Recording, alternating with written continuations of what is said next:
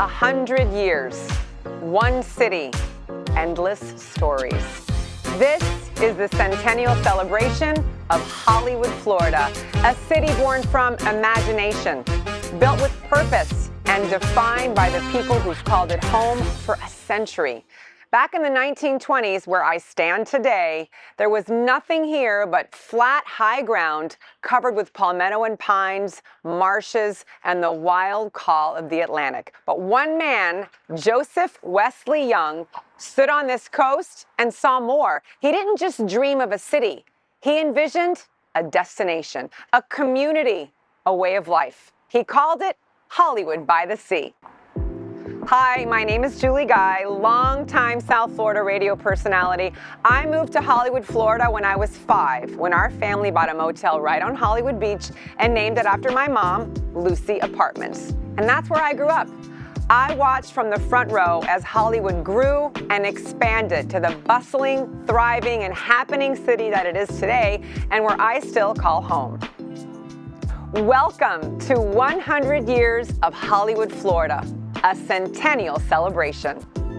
Through rare archival photographs, first-hand stories from locals and historians, and cutting-edge AI animation that breathes life into historic postcards and images, this documentary illustrates our city's remarkable story. Join us on a journey through 100 years of dreams, progress, and community, where Hollywood's past meets its present, and its future begins to unfold. From the very beginning, Hollywood was built to welcome everyone, rich or poor, young or old, emphasizing beauty, health, and opportunity. Through the decades, Hollywood grew, and with it came the richness of its people, families planting roots, entrepreneurs building businesses, immigrants bringing culture, language, flavor, veterans returning home, musicians, teachers, artists, and dreamers, all adding their threads to the fabric of this place. And in this centennial moment, we don't just look back, we look around. We see a city investing in its future, protecting its parks, honoring its heritage, celebrating its diversity, and embracing innovation. We see resilience in the way the city recovers, rebuilds, and reimagines, in the way neighbors show up for each other, and in the way the next generation is already stepping forward to lead. Hollywood, Florida, 100 years young, still shining, still growing, still home.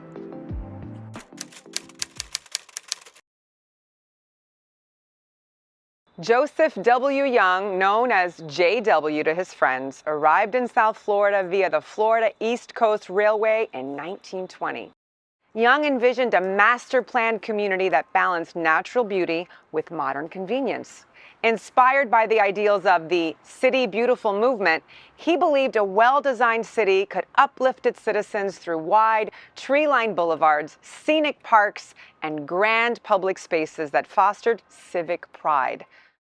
Over the next 4 years, Young moved fast. The Hollywood Land and Water Company was formed in 1922, roads were put in, city blocks laid out, and utilities installed.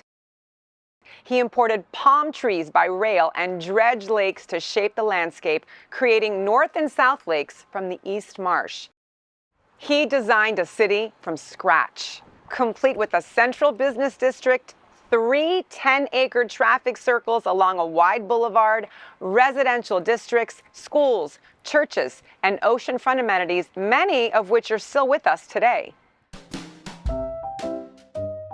You're standing in a very important part of Hollywood if you want to talk about the beginning of Hollywood, because the Young Circle, as it's known today, also Arts Park, was one of the very first features that was ever constructed in Hollywood.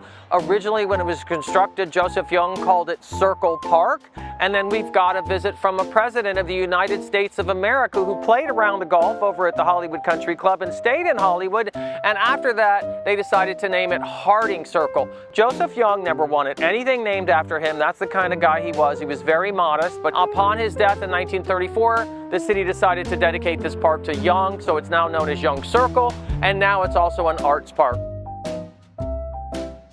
Our chamber is one of Hollywood's oldest institutions, founded in 1922 by Joseph Young before the city was incorporated. and Joseph Young served as our very first president. In 1924, a chamber delegation welcomed the very first passenger train to arrive at Hollywood's new train station, a milestone for our young community. We are now standing in front of the first building built by Joseph Young in 1921. This housed the fleet of vehicles that he used to give tours of Hollywood to people who were possibly going to buy. And here is the plaque. Many historic buildings in downtown Hollywood have plaques such as this. Some even have photographs of what the buildings were originally. In 1924, Joseph Young invested $500,000 to build the Great Southern Hotel. When it opened the following year, its light pink walls, yellow awnings, and nightly live music made it a colorful showpiece of Mission Revival architecture. The Hollywood Women's Club was founded in 1922. We were the ones who initiated telephone service to the city of Hollywood. We also collected many donations of books and formed the first library for the city of Hollywood. I'm a Hollywood resident since 1966 and a life member of the Hollywood Historical Society. I'm also an avid golfer, and the Hollywood Beach Golf Course has been my home course since 1980. The course began as a modest 9-hole layout built by Joseph Young for his Hollywood Beach Hotel guests. It opened in 1922. Shortly after, the course was expanded to 18 holes. The grand inauguration ceremony took place on January 19, 1924, introducing the Hollywood Golf and Country Club officially to the public. The clubhouse featured a retractable roof and a lighted dance floor, complete with orchestras, elaborate dinners, dances under the stars, bridge luncheons, and themed balls, making it one of the South Florida's most dazzling social spots in 1920s. As we look back on Hollywood's centennial 100 years, you gotta really look at this building. It was Joseph Young's magnus opus, some people called it. It was the finest hotel in all of South Florida, built in 1925 in 90 days, and served not only Hollywood, but most of Broward County. This was the largest, grandest hotel in all of Broward County. And when it opened, it rivaled the Biltmore and the Breakers and even the hotel in Havana, the Nacional. It becomes a Jewish-owned hotel in 1930 during the highest time of anti-Semitism of South Florida, and carries with a Jewish ownership up until the time it became the Bible College. Young's magnificent Hollywood Casino swimming pool was just south of Johnson Street. It wasn't a gambling hall, but a grand, ocean-fed, saltwater swimming pool complex along the Broadwalk. For decades, the casino pool was the heart of beachside recreation and community spirit. Adjacent to the swimming complex stood the historic beach band shell. Built in the 1920s, it became a beloved oceanfront landmark to enjoy live music and community events. I'd like to tell you a little about the development of Hollywood and its neighborhoods. Hollywood founder Joseph Young purchased a square mile of land around what we now call Young Circle and began construction of his dream city in 1921. This central section included downtown and Hollywood's first residential neighborhoods, Parkside and Royal Poinciana. From this original core, Young quickly expanded the boundaries of his vision outward. To the north, the neighborhood of Liberia emerged, while little ranches took shape to the west. On the eastern side, development extended to the lakes as well as the beach.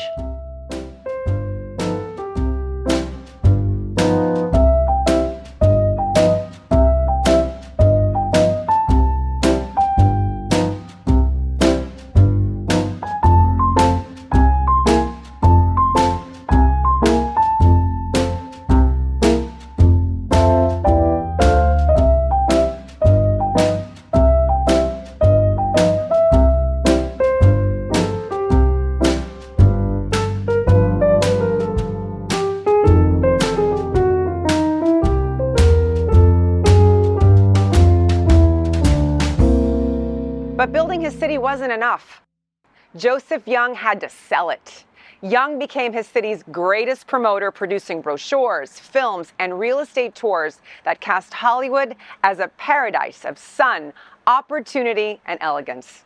He reached out across the country, welcoming newcomers from every background, Northerners, immigrants, retirees, and working families, all invited to make this dream their own. Yeah, the history of Liberia goes back to around 1923. It was actually incorporated before the city of Hollywood. Joseph Young was to have black workers, be able to be still close enough to get to work, but also have their own community. He had it in mind for it to be like a self-sufficient community for black folks. This was an area where, to have a school, hence we have attics, we were having churches, homes. So here we are on the Black Business District of Liberia. This is where you had a lot of businesses, pool rooms, restaurants, barbershops, all the likes. So this was a very thriving area. You had a lot of stars that used to come through here. James Brown used to come through here. Eartha Kitt has been here at Attics. You've also had the likes of the Cornelius brothers and Sister Rose. They're from here. They actually went to Attics. The city of Hollywood has had a really interesting history in terms of education. Early on in the 1920s, there really weren't that many families here. But any kids that were in the city had to get on a bus and travel to the Dania's school.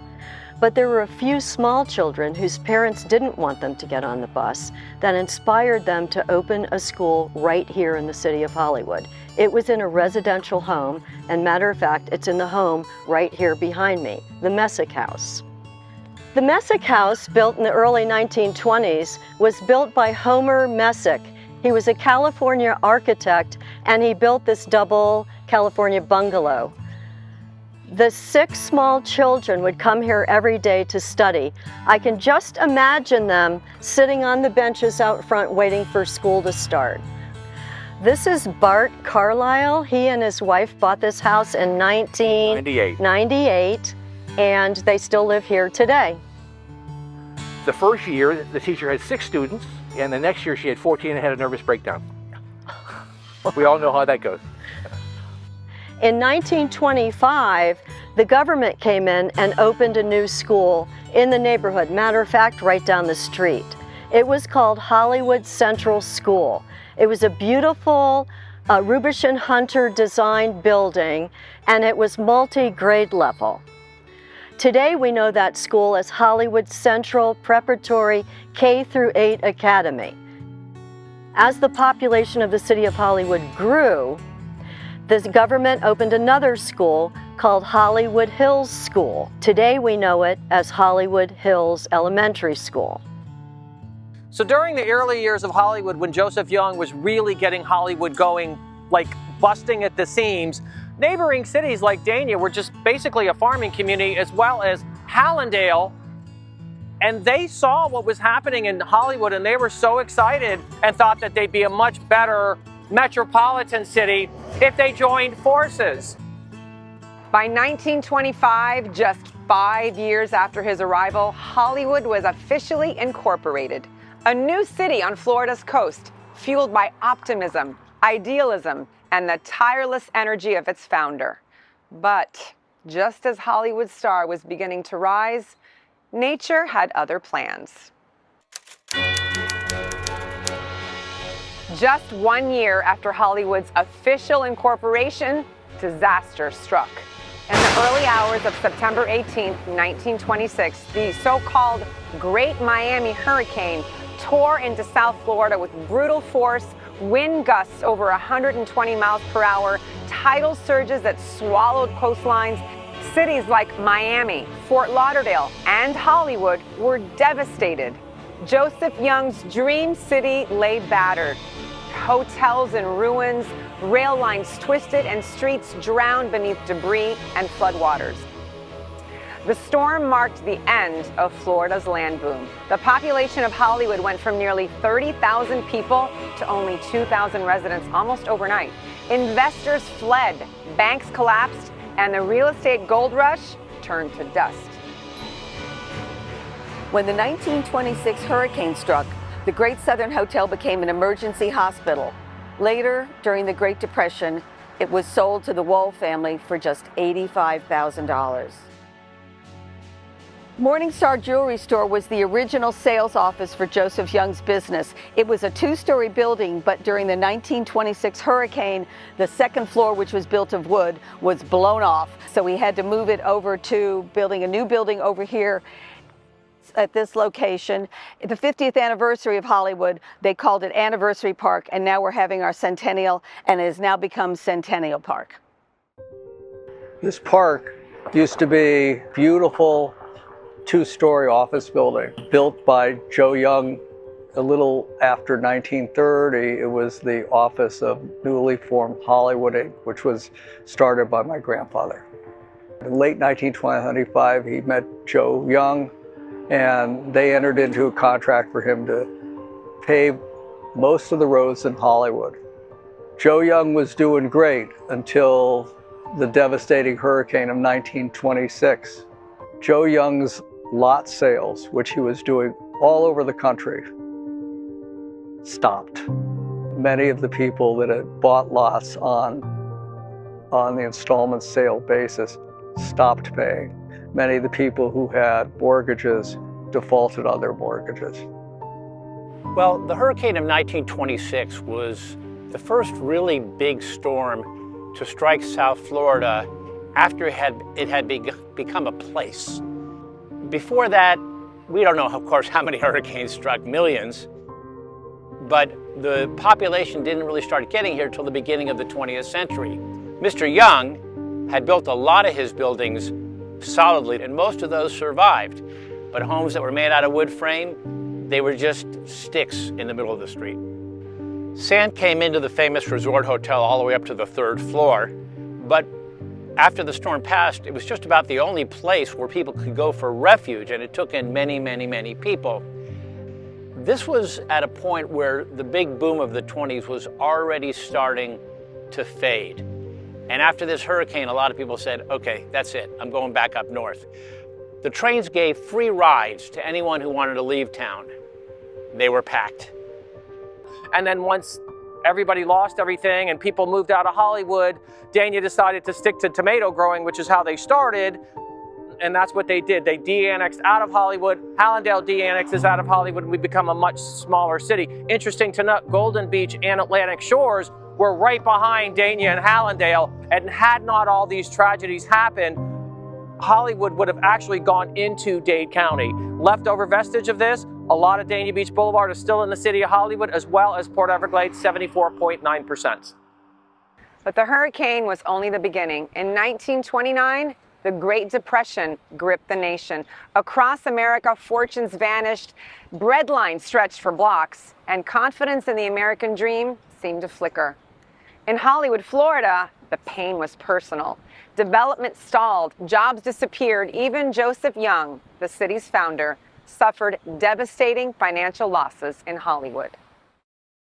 Joe Young kept going after the hurricane, tried to rebuild, but the Depression, he couldn't keep up with his debts. Sam was the only bidder for the property that was being auctioned off for the debts. He paid $25,000 for approximately 25,000 undeveloped lots in Hollywood. There were no buyers. There was nothing really to do during the Depression except to try to consolidate holdings, to try to pay the taxes, and just wait. During the Great Depression and through the end of World War II, home building was slow and sporadic. In the 1930s, a large number of homes were physically moved. While some residents lost properties to foreclosure or failure to pay property taxes, others saw opportunities to buy and move existing homes to vacant lots or more favorable locations. Young continued with several developments in New York. In early 1934, gravely ill Young and his wife returned to their home in Hollywood, hoping the warm climate would help him heal. But his heart was too damaged. February 1934, Hollywood's founder died at home. And yet, through hardship, the people endured. The population grew, tourists came, and life was celebrated. The city of Hollywood loves its celebrations, and it always has, ever since the 1920s. On the beach, one of the famous celebrations was the Baby Parade. It was a festive walk of well-dressed little people, which the audiences really loved. In downtown, there was always, over the decades, a number of military parades. And in the 1920s, there was the Parade of Progress, which celebrated the development of the city of Hollywood and its forward motion. The Hollywood Historical Society recently did an exhibition on celebrations and identified nearly 50 different events, and they only scratched the surface. The paddleball courts were originally built in 1933. This was all part of the draw to draw people to the city of Hollywood, and they were originally wooden courts, and they were side by side, played only on one side, and they were right here. Welcome to Hollywood Harbor, the original name of Port Everglades, which was actually started and spearheaded by Joseph Young. And he starts this project, dredges Bay Mabel, and eventually this thing grows to be the biggest economic engine in all of Broward County. Riverside Military Academy sat in the center of this circle. It was the boarding school for the Riverside cadets. The Florida campus was seasonal. Cadets and faculty would spend January through March in Hollywood, then return to Gainesville, Georgia for the remainder of the school year. During World War II, the Florida campus was repurposed briefly as a naval air gunner school. During World War II, Hollywood found new purpose. The United States government transformed much of the city into U.S. Navy training schools. First, the Beach Hotel was requisitioned to become a training ship for officers and for air navigators using the then secret radar. Out to the west of Hollywood Boulevard, Riverside Military Academy was requisitioned for training young men to be naval air gunners. Locals opened their homes, their shops, their hearts, supporting the war effort and rebuilding their city one act of resilience at a time. It was a very different situation once war was declared. The war was a personal experience for almost everybody in Hollywood. The able-bodied men, of course, went off. The ones that could joined up, went away. They closed their businesses and put signs on, closed for the duration. Back then, there was rationing, of course, for everybody. Coupons for coffee or sugar or meat. And as I understand it, there was a very good black market in tires.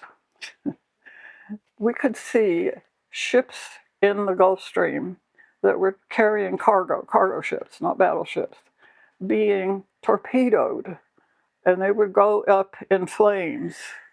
Now I'm about 8 years old and went to the beach to get my swimming lesson in at the casino pool, and right on the beach was this little black boat, was a U-boat. And of course, kids wanted to go run over and climb on it. It was empty, but we weren't allowed near it. The Coast Guard was already there, taking it away. It was never written up. This happened elsewhere in Florida, so it's not something that only Hollywood had, but it had been sunk and finally ended up on Hollywood Beach. And as I say, this was never written in the newspapers because they didn't want to frighten us with the war on. The war was over. America was rebuilding, not just its cities, but its spirit.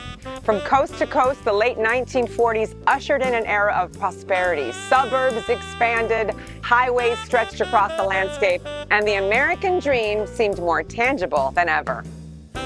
Hollywood was a stronger, more grounded city, no longer fueled by boomtown optimism, but by the steady strength of a community that survived storm, economic collapse, and global war, and was still standing. Before settling into its longtime home at Young Circle in 1941, the Chamber moved all around the city, starting in Bastion Building, now the Octopus Garden Bar, then Hollywood's oldest building, and even the Great Southern Hotel. Once established at Young Circle, it became a major tourist hub, registering up to 50,000 visitors each season in the 1950s. As the city expanded, a separate West Hollywood Chamber formed and later merged, creating the Greater Hollywood Chamber of Commerce as we know it today. We are in historic downtown Hollywood, which has been designated as a historic area. This is Melina's children's wear and adult wear that was built in 1946 by my grandfather, Matt Thomish. He built it for his wife, Melina, and it was a stable for many, many years. Hollywood had two movie theaters, the Ritz Theater, which was on the north end of Hollywood Boulevard, and the Florida Theater, which is now a parking lot. Actually, I was supposed to go to that movie theater one day, and it had burned down in the 60s, so no movies for me. Now let's not forget about the Mighty Bulldogs. South Broward High School actually had its start at the Dania School. The Dania School actually blew down in the 1926 hurricane and had to be rebuilt. It wasn't until 1948 that the South Broward High School that we know of on Federal Highway was built by a modern architect named Bayard Lukens. The original clock tower and auditorium still exist on that campus. South Broward High School did not start in the city of Hollywood, nor did it start in Broward County. All of this was Dade County back then. Back in the day, when I was a child in the 50s and the 60s, this was the place to be because there was no such thing as a mall in those days. You would come downtown, you'd go to the movie theater, which is now this parking lot. You would go to Valentine's bookstore, the Five and Dime, and there was a pharmacy here. Smith's Appliance, there was Washburn's Florist. This was the place where you would go for everything. There was a dance studio, a toy store, and there was also a grocery store over on Tyler Street. The Candy Cane Parade was started in the 1950s by the merchants here in downtown. They wanted to put on a parade during the day on the Broad Walk that sort of excited people about coming downtown to shop for the holidays. Today, of course, the Candy Cane Parade is a huge success. It's still on the beach, but has turned into a nighttime festival. There is one thing that's for sure that we can all agree on, and that's that the City of Hollywood supports celebrations so that people can get together and simply have a good old time. Memorial Hospital is a Hollywood institution that was created after the formation of the South Broward Hospital District in 1947. Shortly after the district's formed in 1953, we finally see Hollywood's first hospital, two-story, 100-bed facility with, wait for it, metal jalousie windows. Luckily, we did not have a serious hurricane because those are not hurricane shutters. Returning veterans and their families poured into South Florida, drawn by sunshine, opportunity, and the promise of a fresh start.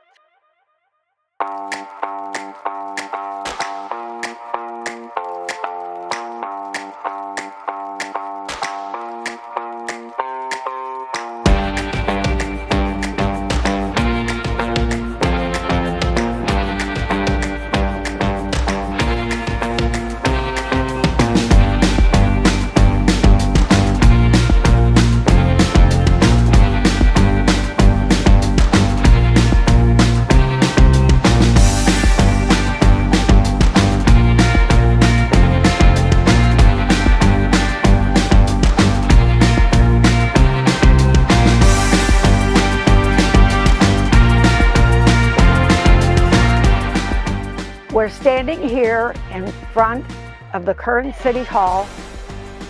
The police department was downstairs and people just would walk in and say hi. Everybody knew everybody and you couldn't get away with anything.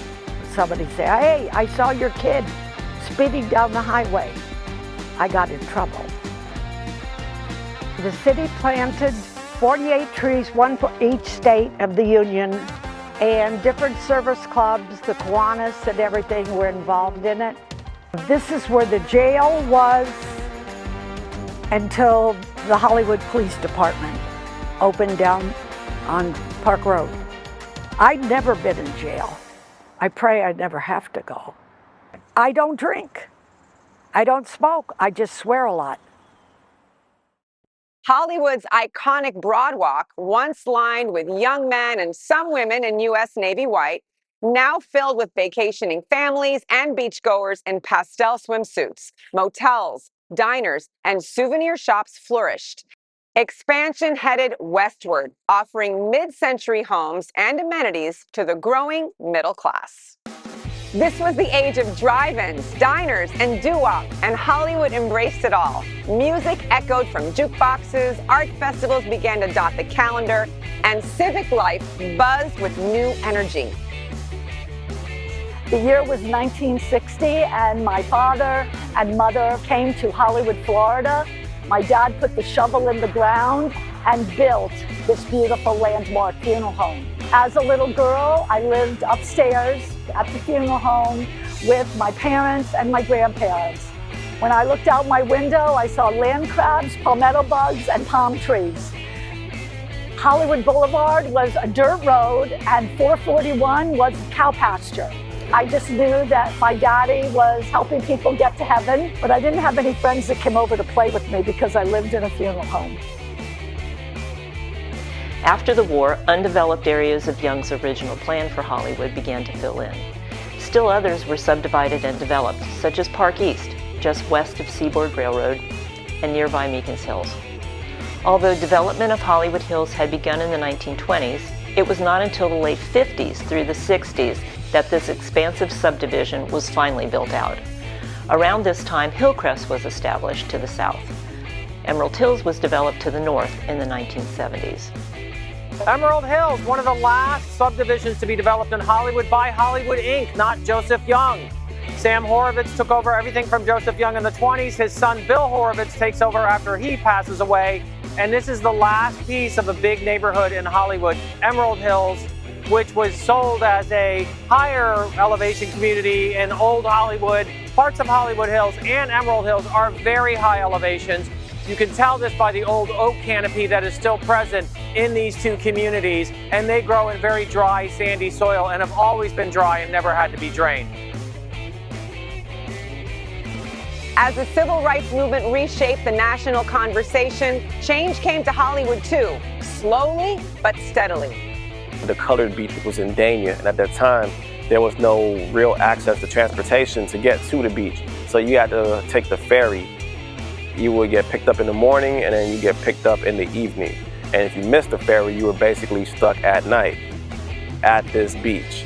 But it wasn't until 1961 where Von D. Mizell, Eula Johnson, and students from Dillard High School took part in a wade-in, which was at Fort Lauderdale Beach, right by the elbow room. The students from Dillard High School just literally went into Fort Lauderdale Beach and went swimming, and it caused a disturbance. And it caused such a major disturbance that it actually led to the integration of beaches in Broward County.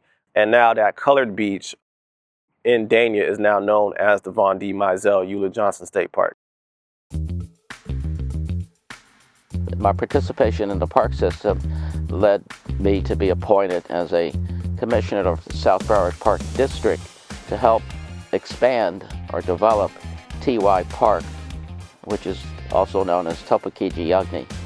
The problem we were having is the park became so popular that people from Dade County and Fort Lauderdale and Pepper Pines and all the way out west, they were all coming here because it was such a beautiful park.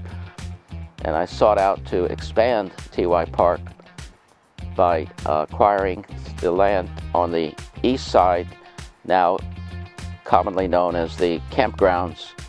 So we went from 8,000 to 12,000 people to accommodate, and that was great. There are a number of other minor parks in the city. They used to be developed and dedicated to the name of a decedent commissioner, a former commissioner who had died. That tradition got broken several years ago when they named the park after Bob Butterworth. And I recall Bob Butterworth showing up that day and saying, "I hope this is not a premonition of what's to come, because I'm still alive and they're not supposed to name him until you die."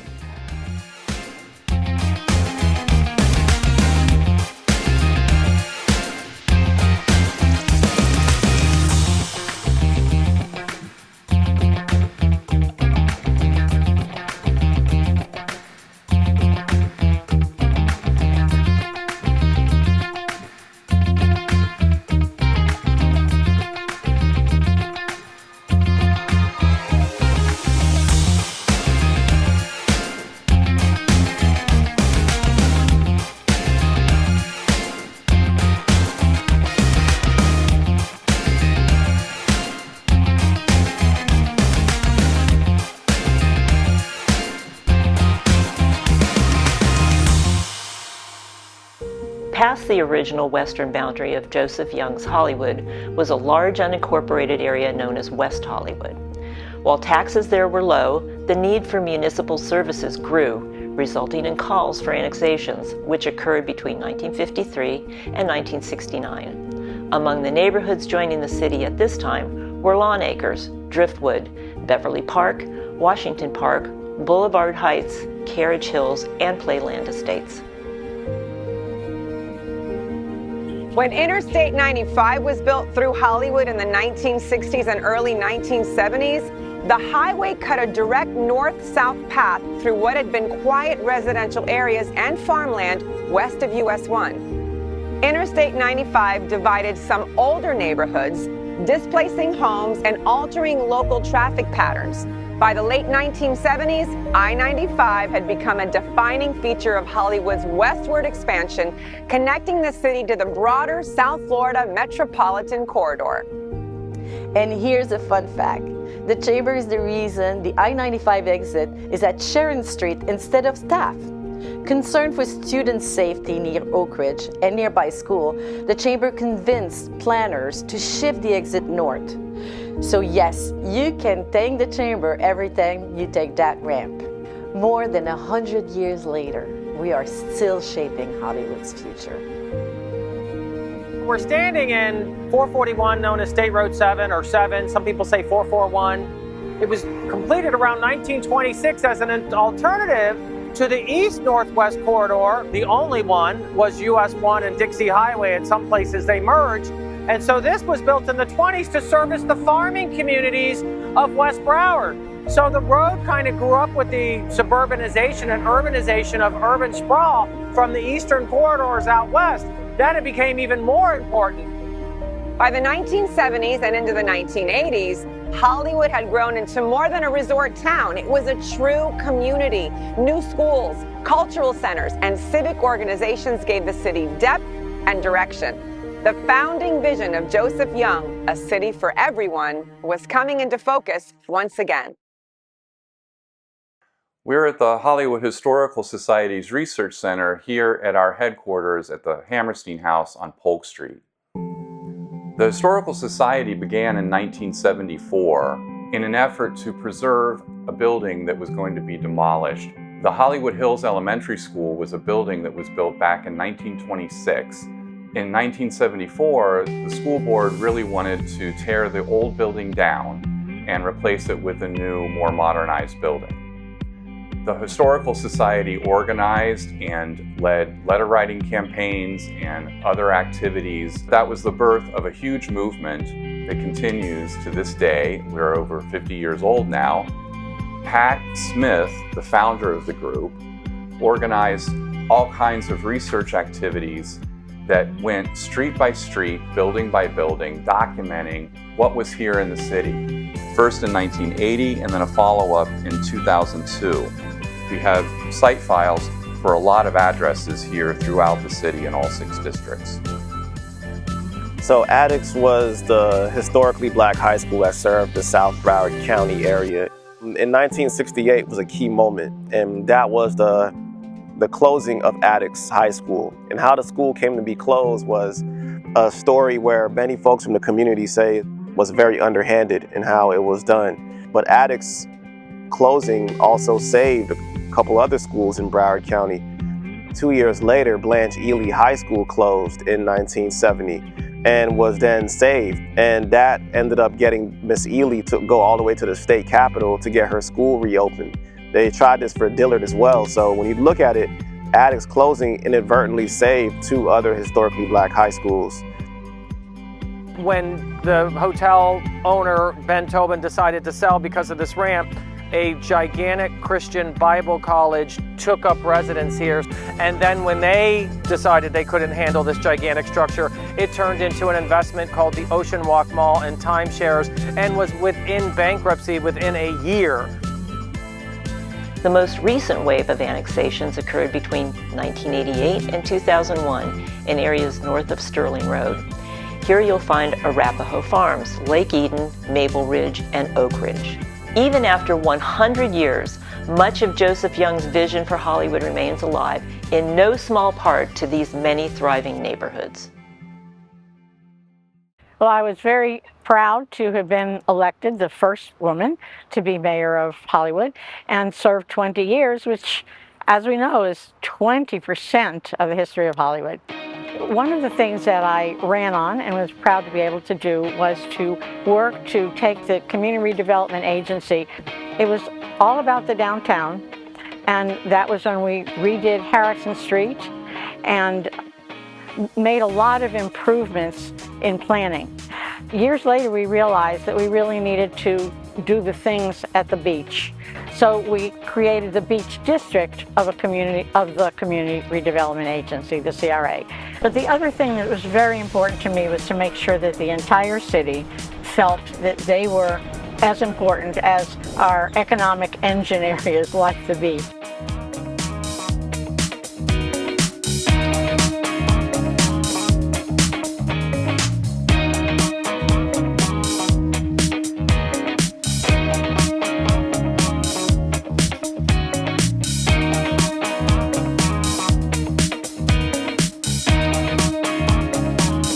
When I got here, it was 1971. I was in 9th grade. I was 13, turning 14.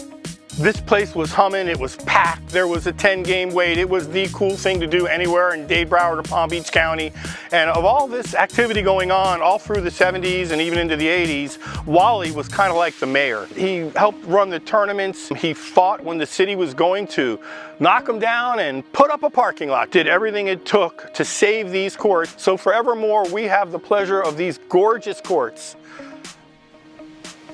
In 1925, Joseph Young donated the first City Hall of Hollywood, which included the police department and jailhouse.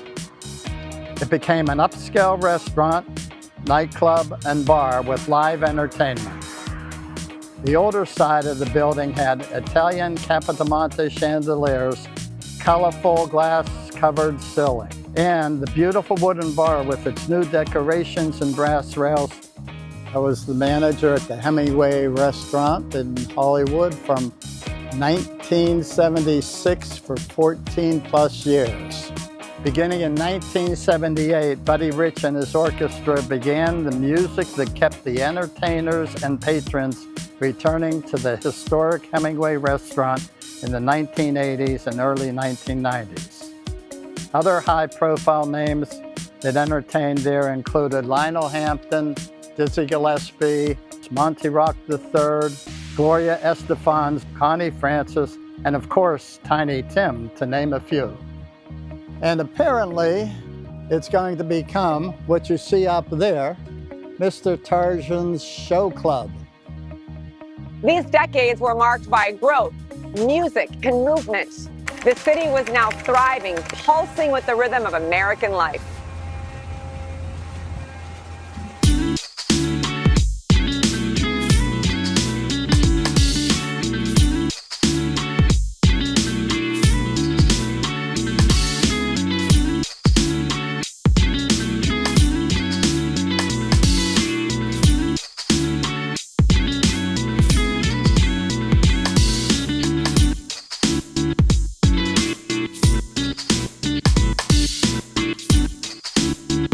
In the early 1990s, Hollywood was a modest beach town, often overshadowed by its larger neighbors, Miami and Fort Lauderdale. Known for its laid-back atmosphere and a scenic broadwalk, it was a quiet destination for retirees and seasonal visitors. The population, just over 120,000, reflected an older demographic with tourism rooted in family-owned motels and small beachside businesses. But the city was on the verge of change. As the 2000s approached, Hollywood began to diversify. A new wave of immigrants from Latin America, the Caribbean, and Eastern Europe brought fresh energy and a multicultural spirit. The city's identity evolved, no longer just a retreat, but a vibrant and growing community. Home is a special place, and everybody wants to come home at the end of the day to a safe and beautiful neighborhood. And that's where the civic associations come in. For example, They create many activities and events for children so they have a safe place to play. They do get very politically active, like North Central worked very, very hard at saving the Sunset Park golf course area. We love downtown Parkside Royal Point Siena Civic Association because that was Joseph Young's first neighborhood. Liberia has a very active civic association, and theirs is the oldest in the city of Hollywood. So we actually redid parks around the whole community. We redid Boulevard Heights so that it was a wonderful park. We added a pool to Driftwood. We brought the Boys and Girls Club out to West Hollywood as well, and the Police Athletic League to a central part of Hollywood. Those kinds of initiatives made us the one family and feel that everybody was getting a benefit. Young Circle Park had become sort of obsolete. Unfortunately, vagrants had kind of taken over, and we wanted to recreate something that would be appropriate and new and special. And Broward County, fortunately, offered a grant, so we hired a firm to create what would be something that would be focused on the arts, but would also bring children, families here.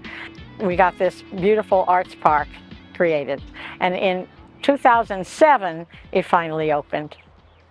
Part of the renovation of the Circle, the new Arts Park renovation, was to not just have a big blank space of a Circle Park, but also when you walk in here, you have this feeling like there's different rooms. Here we have the children's area, you have a meditation area over here where the bamboo are. You also have the amphitheater and the glass-blowing art studio here. This is actually the third band shell. We had a primitive one in the early days, and then around 1952, an architect named Ken Spry, mid-century modern architect, designed and they built this most incredible band shell. But we do love what we've got here now. Baobab trees were planted probably 50, 70 years ago. We're really not clear because there's no record of how we tamed these baobab trees. They can live 1,000 to 2,000, up to 5,000 years. So long after everything is gone, if the earth is still here and this is dry ground, these baobab trees will still be here. We have some great parks here. You've got Westlake Park, you've got TY Park, you've got Ann Cole Park, North Park on the beach. These are jewels in Broward County, and luckily Hollywood has some of the best. Likewise with the libraries. We've gotten the National Library of the Year. We just got the National Parks recognition. We got some great places here. From 1953 to today, you can see what's happened, as well as everything else in South Florida. It's gone big. So that two-story facility has turned into one of the largest hospital districts in the country. This is also Joe DiMaggio Children's Hospital, and a lot of people don't realize Joe DiMaggio later in life lived in Hollywood and Harbor Islands. We're very proud in Hollywood to have such an important medical facility for children connected to one of the best hospitals in the county. One of the most important things in Hollywood on State Road 7 is, of course, the Indian Reservation, the gigantic, you can't miss it. The Seminole tribe of Florida was the first tribe of Indians in the nation to challenge the government on casino gambling. And kudos to the Seminoles for being successful, as well as all of Broward County. And this road was widened in 2020 because of the incredible growth that Broward County has seen over the years. And most people don't realize that this roadway ends in Miami, but the other end is Rocky Top, Tennessee. So the next time you sing Rocky Top, Tennessee, just think, hey, that's where 441 ends. In 1969, the Great Southern appeared in the final scenes of Midnight Cowboy, but time caught up with it. The hotel closed in 1991 and was demolished in 2020. Today, the site is home to 1818 park residences and a food court. The Great Southern's hotel's exterior was recreated by the woman-owned Peacock Architects firm, using historic photos, original blueprints, and 3D scanning to record the original appearance. The exact replica pays tribute to the original design, keeping a piece of Hollywood history alive.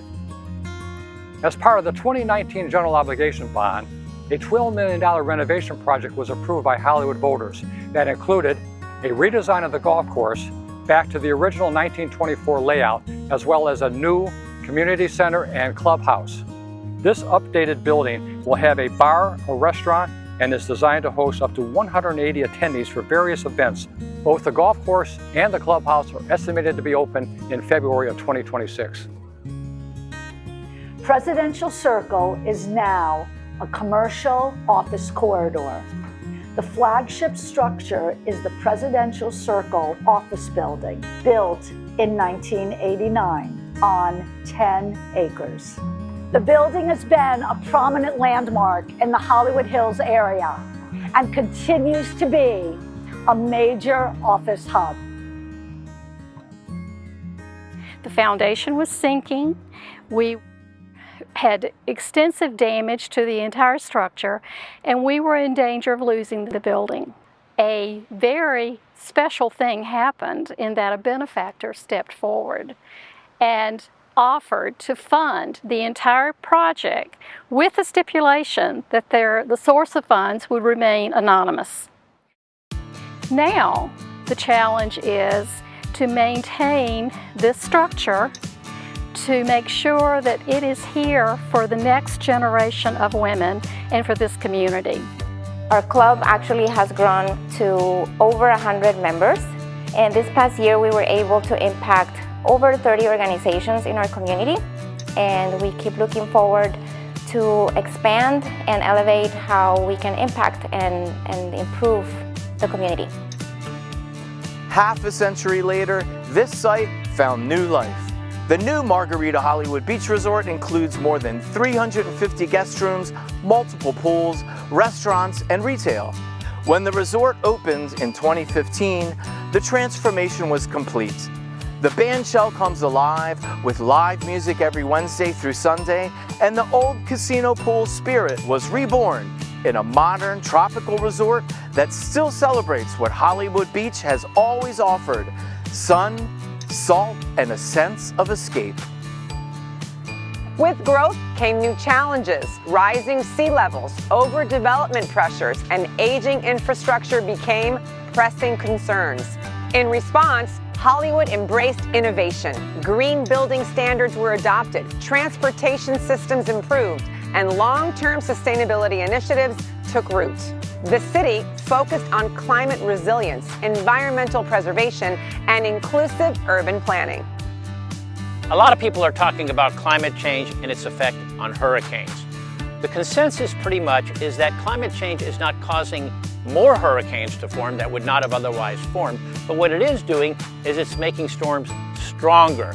And a lot of times, storms are going from not so strong to very strong in a very short time. There's not a part of Florida that's more than 60 miles from water. And so any hurricane hitting any part of Florida, whether it's Hollywood or the Panhandle, is gonna shoot up your insurance rates, gonna cause a lot of damage, and that's a problem for everybody. If we're not doing anything to preserve our history, we're gonna lose our history. If we're not preserving our culture, we're gonna lose our culture. We're in a situation where, you know, we could be in a very bad spot in the future if we're not working together on an economical, social, and political, as well as an educational level as well. So I'm a stand-up paddler and I love taking my family out on the ocean and snorkeling. We are lucky to have not only an actual reef offshore, but now we have these artificial reef structures from Thousand Mermaids. They're close to shore. You can go off the beach, snorkel the statues. It's just another unique feature for not only residents, but tourists also to come here and enjoy our beautiful ocean. Joseph Young called this a city for everyone, and it really is. And we hope that looking forward in Hollywood, we keep that special charm, that small town feel, and we need to redevelop our city, but we hope to keep that balance.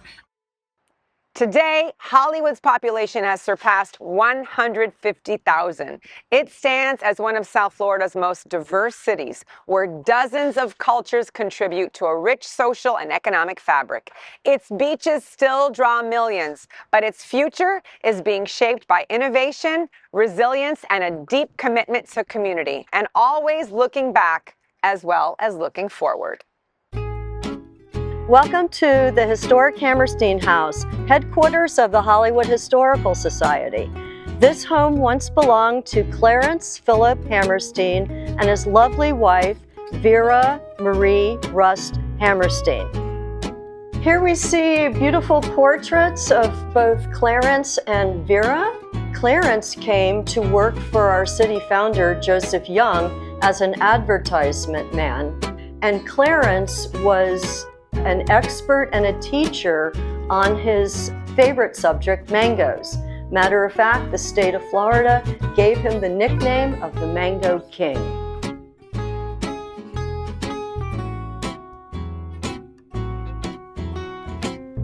Come in the kitchen and I'll show you more. So this set of china, it's marked H for Hammerstein. And on the second floor, we have Clarence's military uniforms, many of the hats and jackets that come from their work in civic organizations, and the famous Vera dress. The bedroom is unique because it actually has a patio right off the bedroom, and it overlooks the original garage, which is now used as our research center that holds 20,000 items related to the city of Hollywood. In 2025, Hollywood, Florida marks 100 years as a city, a centennial celebration that isn't just about one city, but a shared legacy across South Florida. Hollywood isn't alone in this moment. Coral Gables, Hialeah, Boca Raton, Deerfield Beach, Jupiter, and many more are also turning 100. The City of Hollywood staff has gone above and beyond to help us celebrate the centennial this year. As you know, we have had countless events throughout the past 11 months, each of them marked specifically to celebrate this year. You are here tonight at the pinnacle of the year for this fantastic weekend of music and celebration. We're going to recognize our centenarians and more. And this week marks the actual signing of the charter for the City of Hollywood.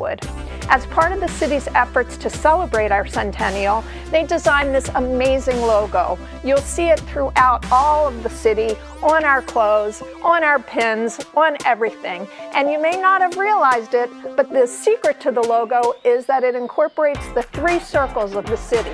1, 2, 3, and of course, our beautiful sea turtle right in the middle. Thank you all so much for supporting the City of Hollywood, the greatest place to live, work, love, and play.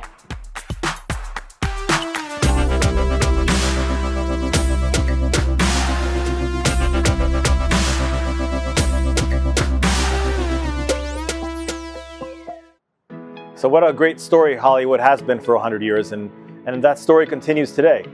Here we are in the year 2025 celebrating our centennial, and we continue to make the investments that make the city a great place to live. We've been investing hundreds of millions of dollars collectively throughout the city to make sure the city is resilient in the face of rising seas and all the environmental impacts of the climate change that we're experiencing in present day. We're investing in housing affordability and affordable and workforce housing, and make sure that Hollywood, like that founding vision from Joe Young, remains a city that is a place for everyone. And it was about 20 years ago today that we started to design this. We also planned to make sure that there would be a lot of people here, critical mass. That's what's needed for a vibrant city. How will people get here? It will be a commuter rail, and it will stop all along many stops. Wynwood, all the way down to Miami, stop up at Fort Lauderdale, the airport, Delray, Jupiter, all the way up there. The dream that began 100 years ago hasn't faded. It's just begun to take a new shape, one that looks boldly to the future. We look forward to the next century with nostalgia, with vision, and with the understanding that what we build today will shape the Hollywood of the future. It's been an honor to reflect on the past 100 years, and now, with gratitude and hope, we turn the page, ready to write the next chapter together.